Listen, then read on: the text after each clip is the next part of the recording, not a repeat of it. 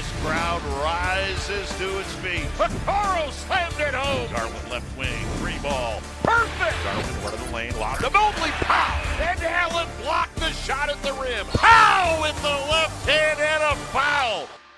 Welcome to Chase Down Podcast, part of the Cavs media family. I'm your host, Justin Rowan. The Chase Down is presented by Fubo, the official streaming partner of the Cavs. Watch over 350 channels of live sports and TV, including FanDuel Sports Network without cable. There's no cost and no commitment. Try for free at FuboTV.com/Cavs. There is no better way to kick off an NBA regular season than a blowout win, and there's no better way for me to kick off an NBA season with other than a win over the Toronto Raptors. I'm speechless. You know, we've had some stressful season openers in years past. This one was anything but that, and I could not be more excited to be joined by my co-host Carter Rodriguez. Carter, how you doing, buddy? Oh, buddy, talk about a no stress dub. It's so nice to be back. Feels like home. When Cavaliers basketball is back on. And like, what a statement win. You know, you go through that first quarter. You know, I'm putting the kids to bed, so I didn't get to start the game till a lot later than everyone else. And hold on, I'm hearing no sound, and that doesn't sound right. Real quick in the chat, because I'm seeing sound. Okay, I'm certainly hearing you. Someone said there's no sound in the chat, but then our dear friend Billy said yes there is. So okay, thanks for the fake out. But you know, I think you go through that first quarter. I'm putting the kids to bed, and I open up the box score, and they're down 22-17, and I go, what's going on? You know, what am I going to open the game and it's going to feel disjointed? And really all it was just guys needed a second to get comfortable. And then like that second quarter starts, they blow the doors off them and they end up winning all four quarters and scoring 30 in each quarter. I mean, I just can't think of a better outcome than what we saw today. Yeah, it seems like both you and the Cavs put the kids to bed about the same time in terms of the game. It seemed like the Cavs had a little bit of that season opener jitters to start the game. One of the things that I was kind of mindful of going into this game is Toronto does play a very aggressive style defensively. The personnel has changed quite significantly from, when they were a playoff team, but they still like to play this identity, right? Darko likes to have the team pick up the opposing team, full court sometimes, or at the very latest at half court. And that's a type of defensive pressure that's given the Cavs issues in the past. And I think it didn't necessarily give them issues. Like, I didn't see them get trapped on the sideline to start the game, but it did feel like they were a little sped up, right? Like, okay, I kind of beat the trap. I've got an open shot here, and they would just rush it. The touch didn't really seem to be there. It slowed them down a little bit. I think you see that in kind of those starting lineup pace numbers where they only had a 92 pace for the game for the starting lineup. I think a lot of that had to do with kind of how this game started and the pressure that Toronto was throwing at them. But then the Cavs went to what we've been saying is the ultimate pressure breaker when it comes to teams trying to slow down the guards, trying to trap the guards. And that is a front court playmaker in Evan Mobley, who once he kind of got established, once he got his feet under him in this game and found his rhythm, everything just fell into place. I felt like the offense just looked so much smoother. He individually was obviously phenomenal, but he was really kind of that fulcrum for the offense and that release valve that they desperately needed. And once Evan was being assertive, Toronto's scrambling defense just could not keep up with what the Cavs were doing offensively. Yeah, I mean, Evan was amazing in this game. It felt, he puts up 25, 8, 3, and 2, and 3, which, Jesus, that's a lot more numbers than I was expecting to read when I started. But then all of them were pretty darn good. But the best one's 26 minutes, too. He was basically averaging a point per minute. Yeah, and I don't even think the box score really shows how good he was.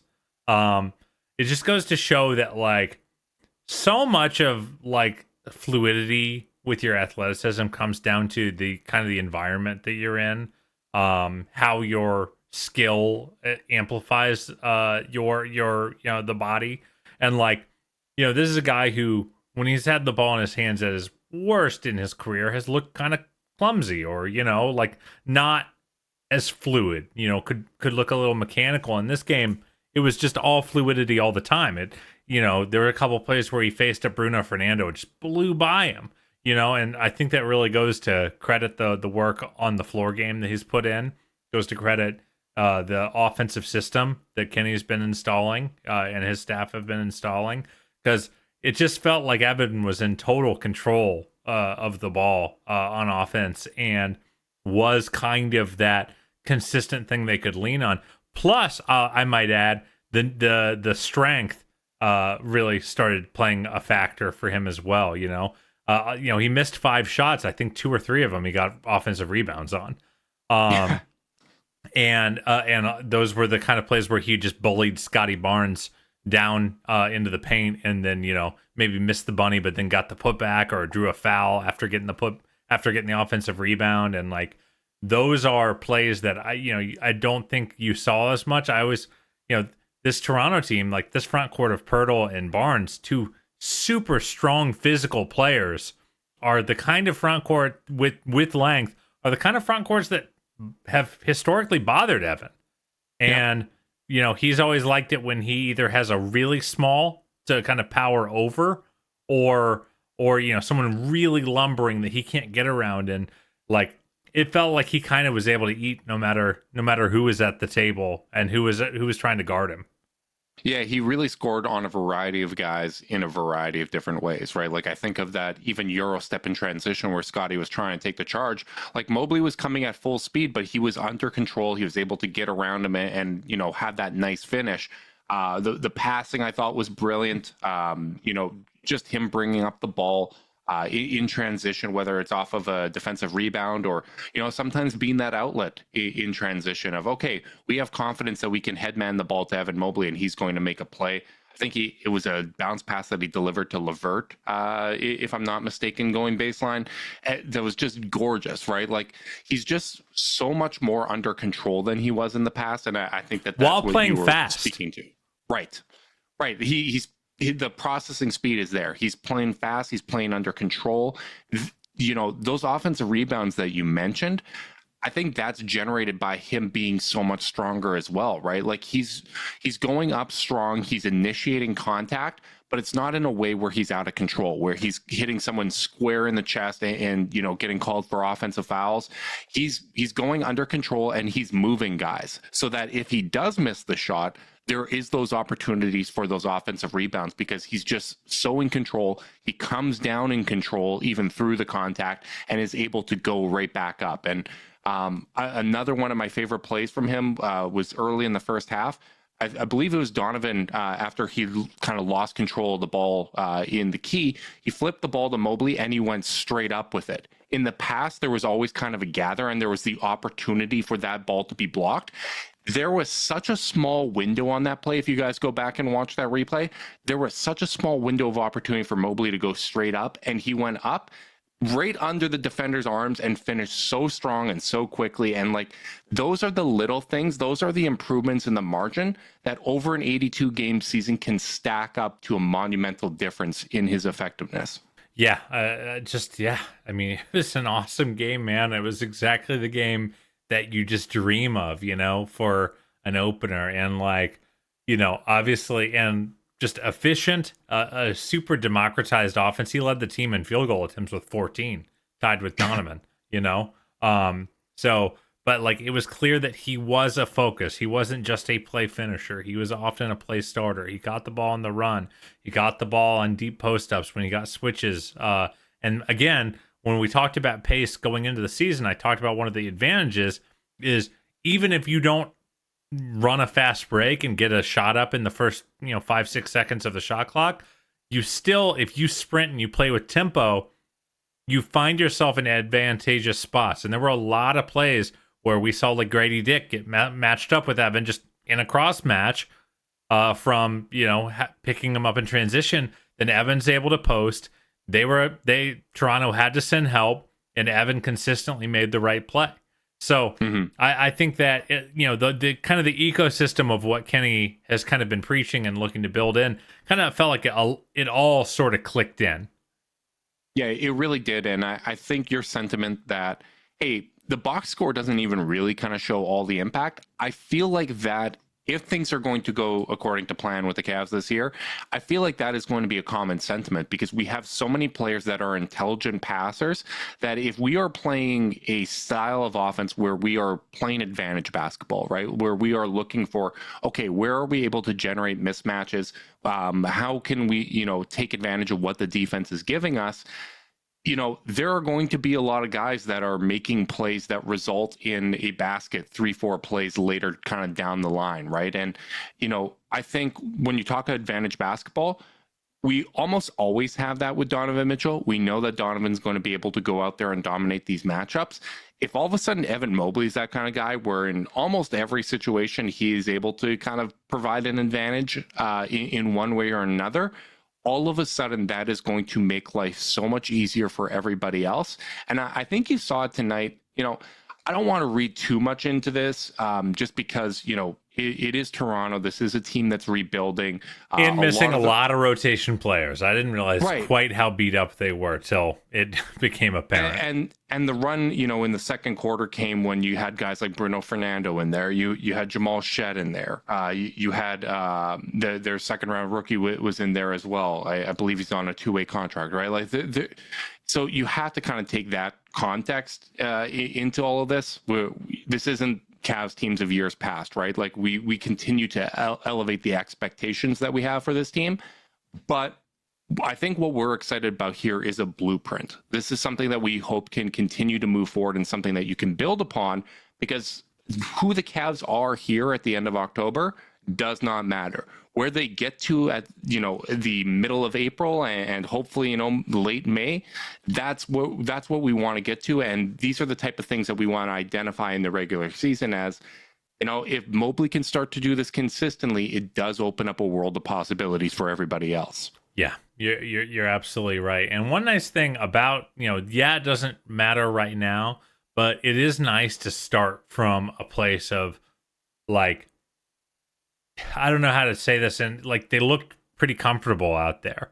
Like, and one anxiety I had going into the season was, all right, we've been playing with the same coach for like the last 3 years.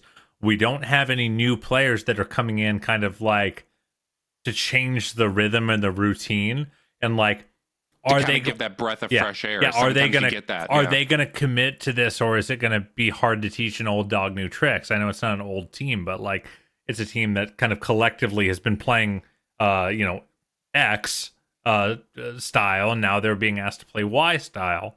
And starting with this level of comfort, again, adjusting for the opponent, all that kind of stuff, all those important caveats that you need to make. But like, it just didn't seem like there was a lot of like, oh crap, I'm supposed to go here, or I'm supposed to do this. Like, they felt like they knew what they needed to do to succeed, even when the game was still close, and even when Toronto was winning. I felt like it was a team that didn't look like it was in search of itself at all.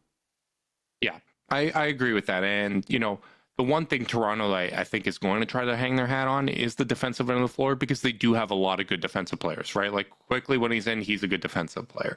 They have a lot of length up and down the lineup. Even, someone like Jamal Shed, we talked about him in a dismissive way, but that's, a college player, defensive player of the year, right? Davion Mitchell is one of the better guard defenders out there, right? Like, they have guys that are capable of causing havoc at times. And, once the Cavs got comfortable, they didn't get out of that. And I think that that's really encouraging. And, part of why we do prediction podcasts is so that we can kind of reflect on it. And, one of my feelings going into this year was that it is going to be a bit of a slow start for the Cavs. It is going to be a little bit uneven, and it may take some time. And, that may still end up being true. But I think one of the things that's nice about starting the season against 3 teams that you probably should win those games is it does give you the opportunity to kind of play around a little bit. It allows you to work through some things. And, the fact that, we were able to play so many guys in off the bench and give them real NBA minutes this early in the season, I think that's a great sign. This wasn't a game where the starters had to go out there and play big minutes to get the win. It was a comfortable game. It allowed for some experimentation. It allowed them to check out a variety of different lineups. And, if they are able to kind of replicate this performance and, get another, like, even if just one of these games over the weekend is another comfortable win where they get to do this, I do think that helps them get the season off on the right foot. Yeah, you have margin for error. I mean, they've had some really brutal stretches to start seasons, where it's like, all right, they might be 2-4, 2-5 to start the year, even if they're going to end up being well over 500 because it's just such a grueling start, or they've been really, really banged up right off the rip. You know, obviously Max notwithstanding, that it looks like they escaped game one with their health intact. I'm knocking on wood. But, like, you know, to that end, like, if they can get these leads, if they can hold on, then you do get to play a little bit more. One thing I thought was notable, Justin, that I don't think either of us expected, looking at the rotations, is Kenny paired Darius with Jarrett and Evan with Donovan quite a bit. And that has never been, they've always been very, you know, in years past, it's always been the Evan Darius show and the Jarrett Donovan show, and those guys are the pairings. All the lineup data suggests that's the pairings that need to be what they run out. And Kenny inverted it, and, like, I don't know if we're going to be in Cleveland next week, so maybe we'll get it. We'll sneak our way into an availability and ask him. But like, I'd be really interested to hear, like, are you just looking to play right now? Like, are you looking to kind of figure out, like, if there's any meat on the bone with those pairings that, you know, the numbers haven't borne out historically? Because, like, that was a big surprise to me. Yeah, that was one of the things that I had in my notes, and, you know, I was encouraged to see that it looked as good as it did. And honestly, I think a large part of that has to do with the step forward that Evan Mobley has taken offensively. Because in the past, like, the Donovan Mitchell pairing, I think why it worked with Jared is so evident, right? Like, Jared is a great screen setter. He's able to, you know, generate advantage in that way. Very similar to the pairing that he had with Rudy Gobert in Utah. A lot of those lineups well spaced. You had shooters kind of around them, and you could just kind of rely on Donovan being such an efficient scorer, as well as, you know, a talented pick and roll playmaker. Whereas Evan Mobley wasn't really a good screen setter in the past, right? So he's not able to kind of generate the advantage in the same way. But now that you have an Evan Mobley that's able to go out there and cook guys off the dribble, that is confident with the way that he attacks and is able to generate an advantage himself, all of a sudden you now have Evan Mobley swinging the ball out to the perimeter, attacking a destabilized defense. The ball gets to Donovan and boom, right? Like, if you get the ball to Donovan Mitchell where the advantage has already been created for him, it's game over. He is too talented of a scorer to do that.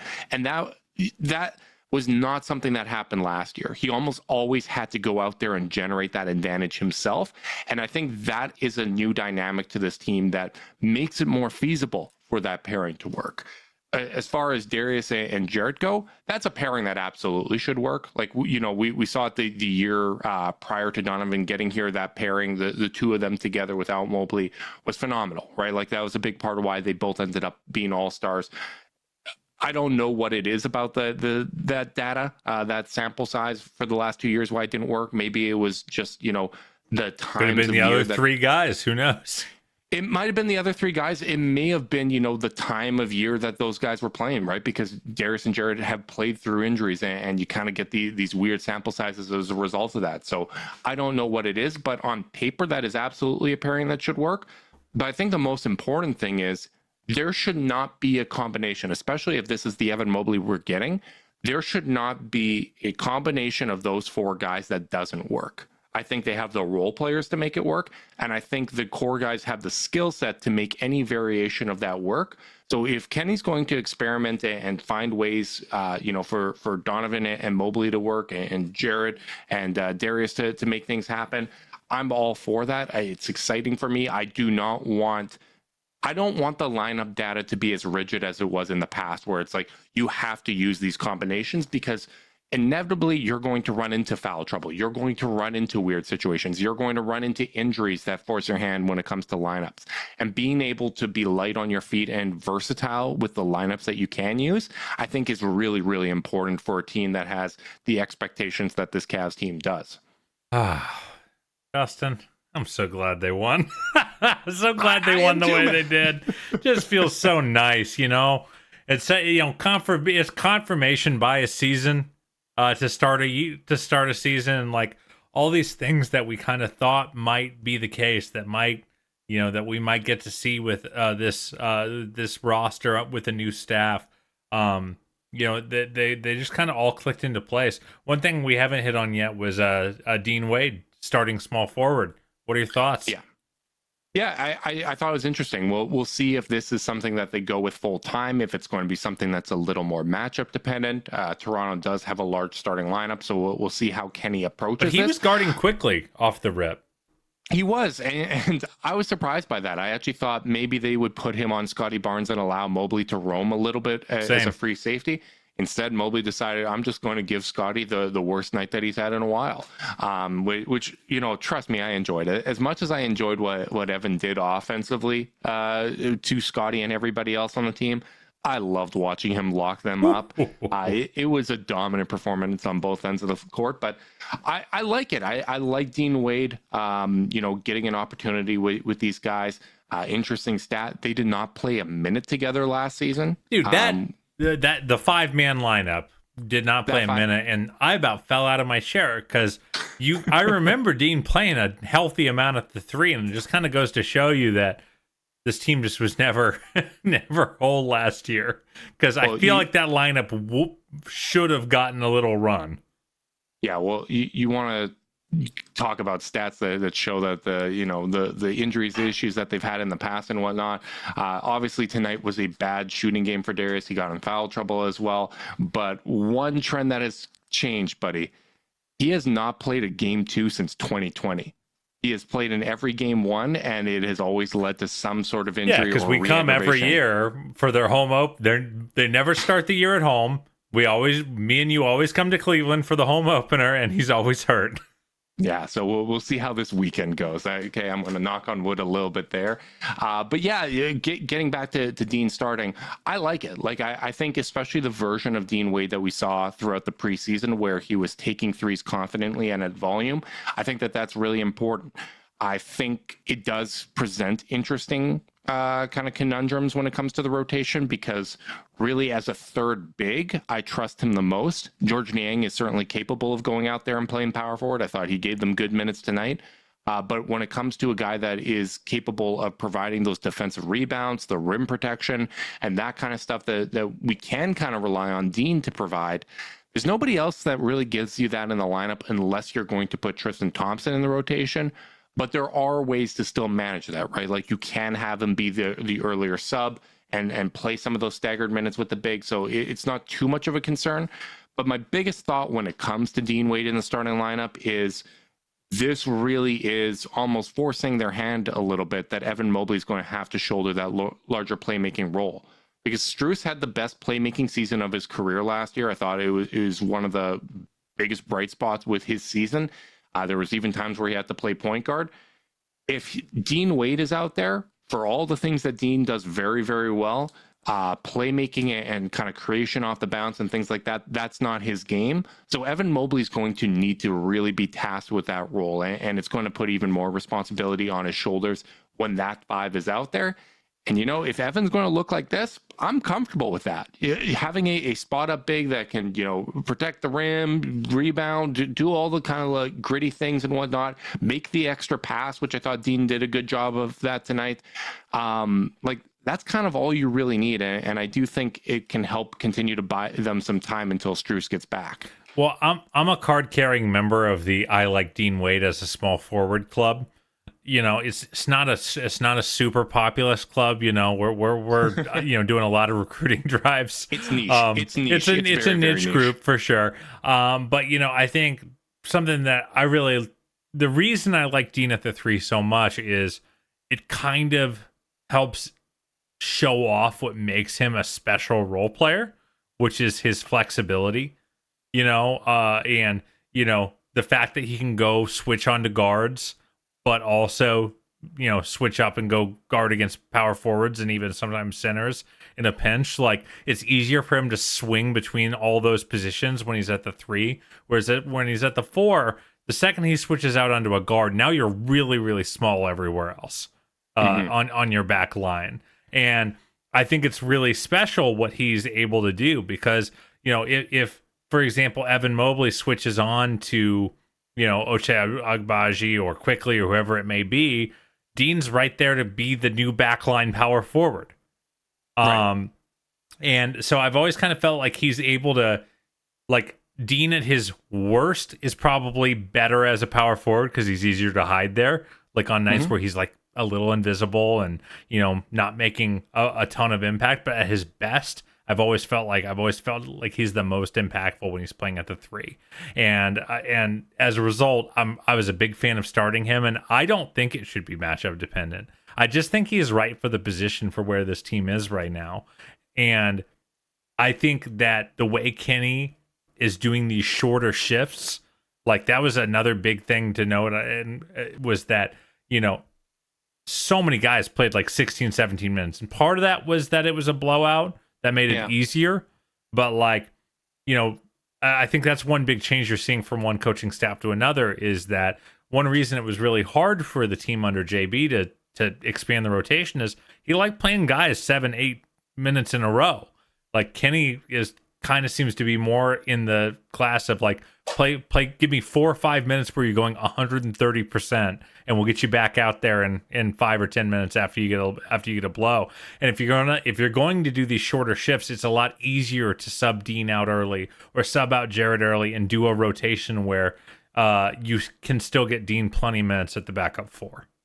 I'm with you. I would keep Dean Wade starting, especially when, guys are trying to get comfortable with the new system and find their place in these roles. I think stability really matters and continuity with the lineups. Maybe what changes with lineups is who you shift out when for who, right? Like, start playing the matchup game that way. But I just really like it. You have so much scoring juice and playmaking juice with the backcourt. You have so much backline help. And if Evan Mobley's providing that playmaking, like, really what you need is a guy that just kind of fills in the cracks, that does the dirty work that really helps complete the lineup. In that way, like, that's exactly what Dean Wade provides. And it's a lot like Zoom AI Companion, because only you can do your best work, Carter. Zoom AI Companion can help you do the rest, like automatically taking notes, answering meeting questions, and helping you respond to your coworker. Available at no additional cost with eligible paid plans. Work happy with Zoom AI Companion. Oh yeah, brother. Dean really is like Zoom AI Companion. I love Dean Wade. Always there for us. Very dependable. He goes out there, just 19 minutes, but he gets 8 rebounds in that time. I thought that he provided good help defense. I liked the shots that he took. I thought there wasn't instances where he was passing up threes where I felt like he should be taking them. And honestly, like, that was a pretty kind of common sentiment on the night overall, which is really surprising. And I'll tell you why that's surprising. Cavs only took 33. Yep. We had a comment in chat from my dear friend Easy Mac, who I work with on my day job, asking if I thought the volume was a concern. And it just, I don't know, man. You put up an offensive rating like that where the offense feels so easy. They put up 134.7 offensive rating for the game. You can take 6 threes if you put up a 134 offensive rating. I don't care. Yeah, it was a larger net rating than the Boston Celtics against the Knicks yesterday, which if you saw that game, it was pretty damn blowouty. But again, I think that actually speaks to, them playing advantage basketball, because they got it going from 3, and I almost felt like they were playing a little outside in. Like, once the 3 started falling, Toronto really started scrambling. There was a lot of drives that led to kickouts to the perimeter that ended with a open dunk and easy paint basket. And the Cavs outscored Toronto 68-38 in points of the paint. Like, they were playing advantage basketball, and that's where Toronto was most vulnerable. That's where the break it. Like, I think what you want when it comes to 3-point volume, pace, and all that, you want to generate breakdowns that give you the highest quality opportunities to score. And when you are able to score at the rim at that rate as efficiently as you are, that means that your offense is functioning at a high level, right? Like, you don't want to take threes just for the sake of taking threes. If the threat of the 3-point shot is generating chances to score at the rim like that, you take those opportunities at the rim, because especially with the finishers that the Cavs have, there is not a higher quality opportunity than that. And Justin, how many shots outside of the paint and inside the 3-point arc did the Cavaliers attempt today? Ooh, 4. Five of their 87 shots were from the mid-range, and that's really what you want to see. Is like, Morey ball isn't just about threes. The Morey ball like shot chart that has become kind of the new platonic ideal for basketball, which is it's not just volume threes. Like, that does matter, but also, like, if you pull up the shot chart, there's so many green overlapping circles inside the restricted area that you can't even tell them apart, because they shot so many and so well up close. Like, it was a layup line for them at a lot of points tonight, because the Raptors defense was just so out of sorts.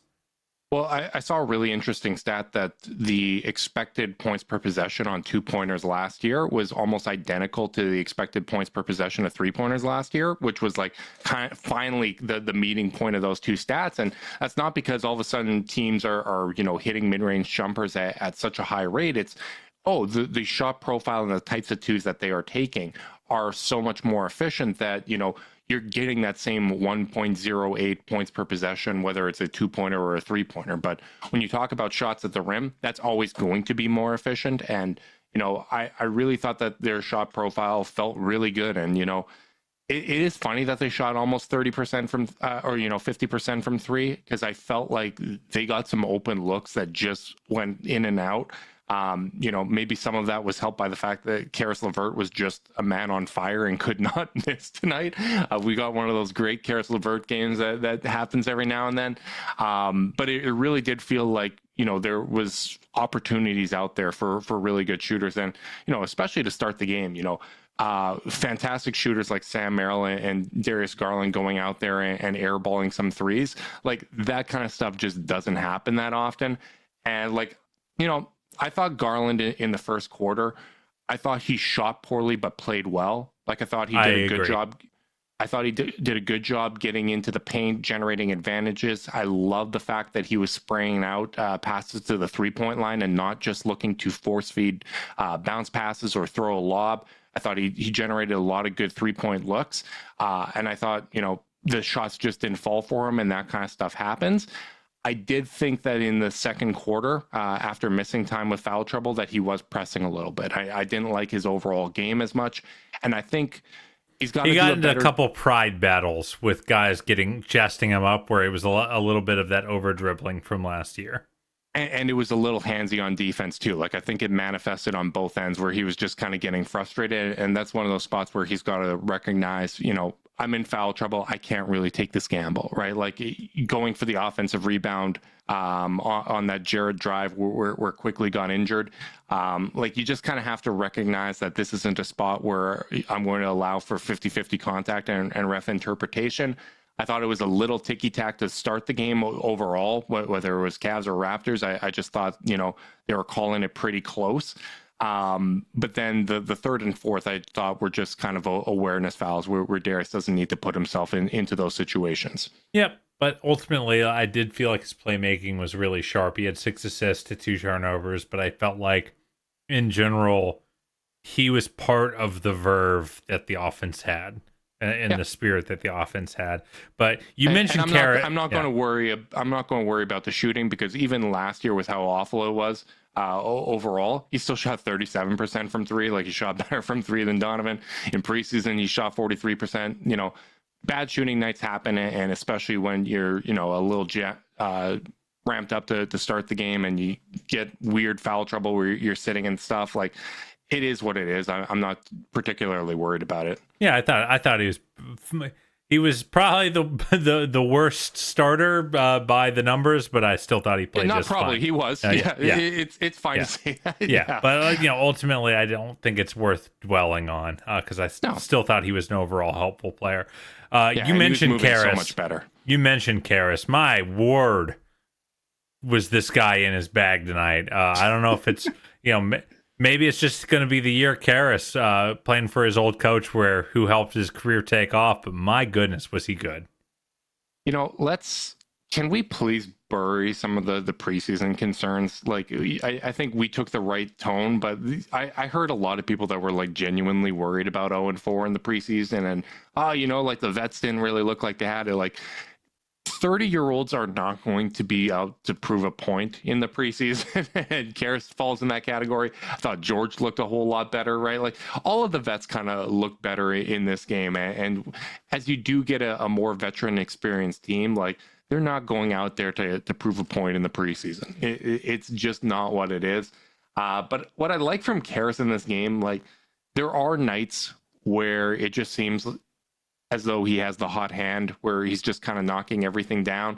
I felt he was in control. Like, I didn't feel like he was off balance on any of his shots. I thought he was moving well and kind of taking advantage of cutting opportunities. I just liked his overall game, and it didn't feel like one of those, oh my God, here's ISO Karras trying to make something happen. Like, it all kind of felt like it was within the flow of the game. I don't expect him to shoot this well every single night, just like I don't expect Darius to shoot that poorly. The law of averages usually comes into effect, but I liked his overall game. I thought he played with a composure that I liked. Yeah, I thought he was great. I thought the shot making was phenomenal. I thought the finishing was phenomenal. Still, some nice passes as well.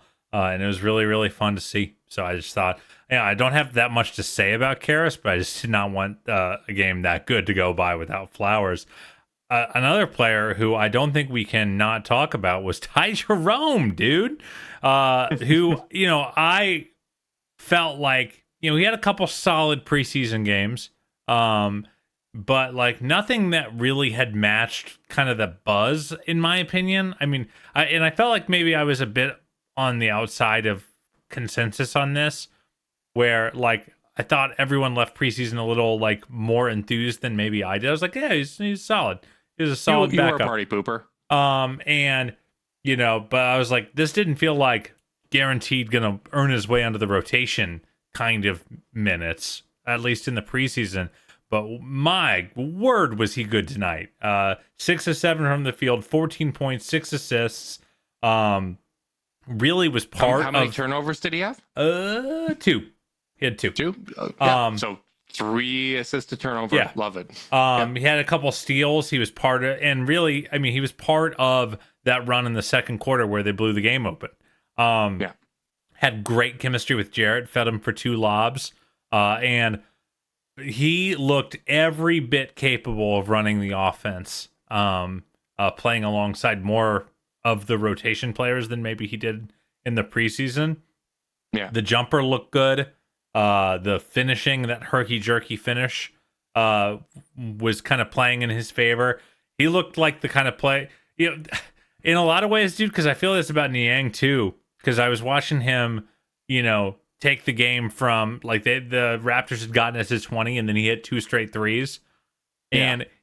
And like, both Niang and Jerome, I watched tonight going, that was the guy I was pretty sure that I thought they were getting last offseason when they were signed. I'm really happy you brought up those Niang threes, because I was thinking about your talk last year where you're saying, he's had to side dribble a lot of these threes. He's kind of moving. He's not set. It's not kickouts from the paint. And both of those were Darius creating an advantage in the paint and throwing like an absolute bullet to a perfectly set George Niang, and he knocked right in the pocket down on both threes too. It was exactly what we were hoping that it would look like, right? And Ty Jerome falls into that category as well. I did like a lot of what I saw from him in the preseason. The reason I asked about the turnovers is because that is, that's his reputation. He is someone that takes very good care of the basketball. 6 assists to 2 turnovers. That is a fantastic ratio that you have there. And, I just love the composure that he plays with. And I do have faith in him as a shooter. I don't think he's going to be, a super high volume player, but I think that he is just a steady in hand, and having him as an option that you can go to on a night where Darius does get in foul trouble. Like those types of situations are going to come up over an 82 game season. And when you have someone that just has a high floor as a player, that is, a competent defensive player as well, that has good size at 6'5", that has chemistry with the bigs. I just feel like that's the type of guy that really helps you get through a season. And to see him healthy out there, to see him making an impact like that it's great to see, because I didn't want to Had be to in a be situation. validating as hell for him, man. Oh, it had to feel amazing. And, I didn't want to be in a situation where, similar to Dylan Windler in the past, or Dean Wade when he's been battling through injuries, where we talk about the hypothetical impact that someone would have if they were healthy and doing what we expected from them, right? In Dean's case, we know what he does when he's healthy. Like, this is something that we've seen, and Ty Jerome is very similar to that, where we've seen him do it with other teams. And we saw him in the preseason last year. That was one of the things that we were really excited about. So for him to get back to the level and, provide the Ty Jerome impact that we've seen in the past, it felt really good to see him out there. I think we're going to be like in our mid 50s doing this podcast, and that'd be just like when Dylan Windler. What's the statute of limitations on us referencing the Dylan Windler? Oh, buddy. If he was only healthy Renaissance. Here's the thing: as you get older, you just keep going back to kind of those formative memories. And yeah, those our boy David and Zavak dropped a Sergei Karasev reference on Twitter like a month ago. It's not going to happen less frequently. It's going to become more frequent. and people that's are going to hate us for it. Yeah, we're only gonna backslide, isn't that? That's bad news. Absolutely. But, right now we're still in our primes. I saw Derek White was listed as one of the young breakout candidates for this season. So, you were so mad. I knew that would infuriate you. You could still have a breakout in your 30s, and we are here to prove that. But yeah, I thought Jerome looked good. Looking at the bench minutes, a lot of guys got to play. Karras played 20 minutes. Okoro played 19. Niang 18. Shout out to him for going 3 for 4 from 3. Jerome 18. Merrill 16. Then obviously CPJ, TT, and Jalen Tyson got their minutes in garbage time.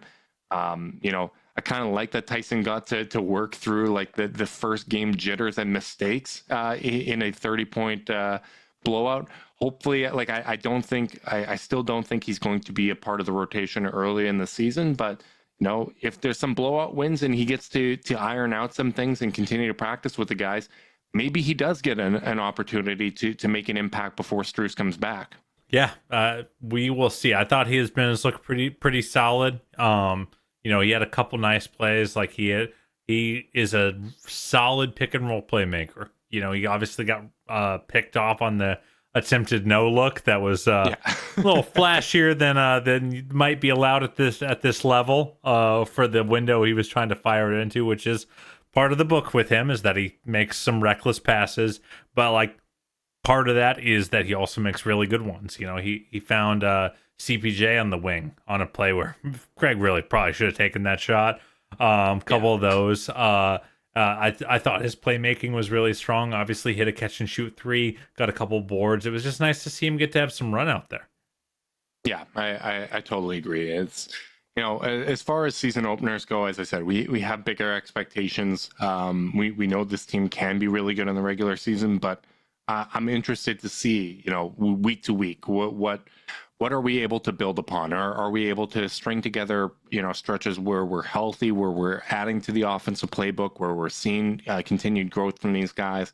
I'm so happy to be back. I'm so happy to have meaningful basketball. I'm so happy to be talking about a Cavs win. The last time we got to do this was a very fun playoff win over the Boston Celtics. It just feels good to be back. But before we get out of here, we do have to look ahead to the next 2 games. Our next podcast, I should mention, we will be podcasting Sunday night at 8:30 Eastern. So tune in on the Cavs YouTube channel there. Make sure you guys like and subscribe so you know when we go live. But there are going to be 2 games before we go. So the Detroit home opener on Friday, and then the Cavs hit the road again to play the Washington Wizards. What's one thing you're kind of keeping an eye on when it comes to the home opener on Friday? I just want to see. I just want to see how they handle Cade at the point of attack. Is it going to be the Dean Wade show again? Or are they going to start an Isaac Okoro? But most importantly, I just want to say, like, how committed are you to the identity?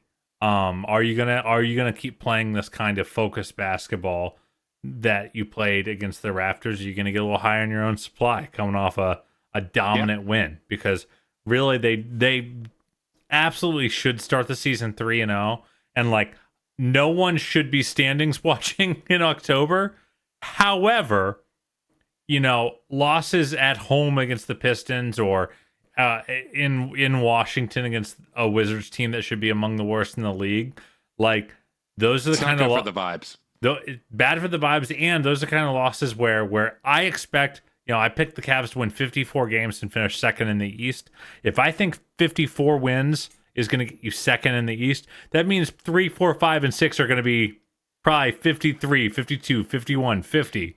They're going to be nipping at your heels. I think it's going to be a super condensed Eastern Conference, and as a result, those are the kind of games that you look back on and you go, well, that's why you don't blow a game in October to Detroit, because now we're the 3 seed in a season where I think seeding really is going to matter for who gets as far as they want to get in these Eastern Conference playoffs. So take the wins when you can get them, be focused, and be the team that I think they can be. Yeah, I'm really interested to see, obviously they'll be playing JB Bickerstaff again and the Detroit. I expect Detroit to come out and play very physical defensively, right? Like I think that's a team that does have the personnel to be a good defensive team. You look at tonight, they held the Indiana Pacers to 115 points, which, yes, like when you talk about the Indiana Pacers, 115 points is holding them to a close performance. That game came right down to the wire. You look at what Cade Cunningham is able to do to Tyrese Halliburton. 6 of 18 from the field, only 4 assists.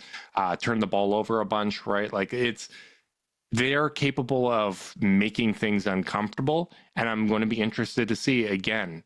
Is Evan Mobley able to break defenses where all of a sudden teams are scrambling and trying to find ways to contain them?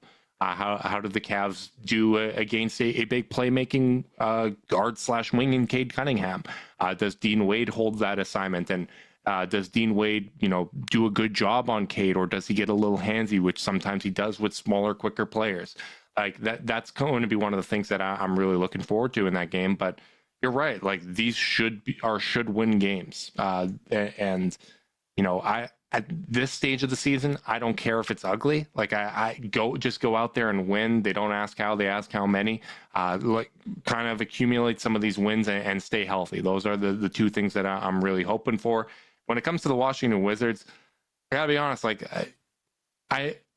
I think my biggest thing that I'm looking for in that game is, do you keep your focus, right? Like, as you said, do you get high on your own supply, or do you come out there and attack that game with a purpose and end up getting Jalen Tyson some minutes at the end of the game? Like, that should be the hope. And anytime you talk about a back-to-back, right, and 3 games in 4 nights and all that, the biggest thing you can do to win those games is by taking care of business on the front leg of that. And I think if the Cavs go out there and, they have a comfortable home win on Friday over the Detroit Pistons, and the starters don't have to play big minutes, that's how you make sure that you don't have the tired legs in your first back-to-back of the year. Yeah, man. It's going to be a lot of fun. And I'm just so happy the season's back. I'm so happy the season's back. I'm so happy to be podcasting twice a week. As I said, we will be back Sunday at 8:30 Eastern, so make sure you guys are tuning in for that. We will recap the 2 kind of Friday, Saturday games and look ahead to the game against the New York Knicks, which obviously is going to be not one of those should-win games. That is going to be one of those early litmus test games that I'm really looking forward to. Big thanks to everyone that tuned in live on YouTube. Make sure you guys like and subscribe. Click that notification bell so you know when we're going live. If you're listening via podcast and you want to support us, leave us a rating, leave a review, subscribe, unsubscribe, resubscribe, and help cook those books. If you want to be part of Chasedown's exclusive Discord chat, send a screenshot of the review to chasedownpod@gmail.com. However you choose to support us, we really do appreciate it. Make sure you guys are staying safe out there. Until next time, go Cavs.